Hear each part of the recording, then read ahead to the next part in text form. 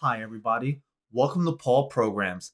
Today, we're talking about game jams. Game jams are events where people try to develop games within a set time limit. The biggest is the Global Game Jam. This has people all over the world making games within 48 hours. With it approaching soon, now's a great time to talk about how to prepare for a game jam. The first thing you should decide on is what role you want to fill. Some roles are as follows. 2D artists focus on making assets for 2D games, interfaces, or parts of a tabletop game. 3D modelers are responsible for making assets for a 3D game. Programmers put in the game logic to bring the game to life. Musicians and sound designers are necessary for providing atmosphere with sound. Game designers are key for assembling levels and aspects of the game design. Writers are great to have around to bring a story to a game. Now that you know what you want to do, next let's talk about what you need to bring. So let's go over some tools you'll need for a game jam. Pen and paper are the tools of the trade. When a jam starts, you'll be writing down a ton of ideas. Pen and paper is useful for building out your prototypes and testing out ideas as well. Does your game rely on probability? Then you're also going to want to have dice. Dice allow you to test out features based on probability. If you're planning on building a tabletop game, card game, or something physical, you're going to want to have arts and crafts supplies as well. This will allow you to build quick physical prototypes that you can actually test your game on. That covers the basics. Now let's talk about technology. It seems almost obvious, but you should make sure to bring a computer with you. Not all jam sites provide you with a computer to use.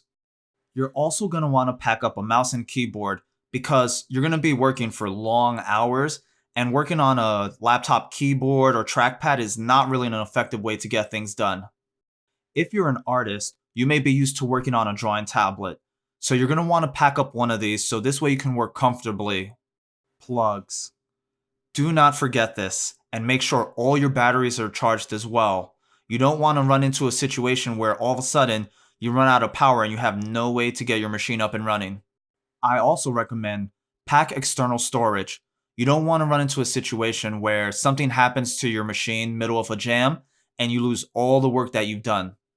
Make sure you bring a bag that is big and comfortable. You'll be lugging all this gear to a jam site, and not all jam sites are open the entire time. But the most important note when it comes to what technology to bring is if you normally use something and it makes sense to bring it, then you should bring it. Now, let's talk software. Everyone has their preferred software. For some artists, it may be Photoshop. For coders, it may be Visual Studio. And for designers, it may be Unity. It doesn't matter what software you use. The most important part is you spend time with it and learn how it actually works. The other important thing is to make sure you have the most up-to-date version of whatever software you do plan on using. The worst thing that can happen is that you lose time during a game jam because you're busy trying to either figure out a feature or download an update. Here are some tips for having a great game jam. Rest up before a jam and get as much sleep as possible. A rested mind is a fresh one. Make sure you're well prepared. That means having all your tools packed up, batteries charged, and all your software up to date a day or two before the jam. During a jam, you're also going to want to pace yourself. Sometimes taking a small break can help solve those complex problems. If you find yourself getting stuck, don't be afraid to ask for help. There are plenty of veterans who are willing to help people who are stuck on any problems they may be running into. Remember, even if you don't finish, give it your all, because at the end of the day, you're going to have something to show for it. The last tip is, have fun. You're making a game, so you should enjoy the process. Also, when you enjoy what you are doing, it shows in the final result. Some of you may be wondering what I'm using at a jam. Here's a look at my setup. I use a Surface laptop as my main computer. It allows me to both code and work on assets without the need of a separate tablet.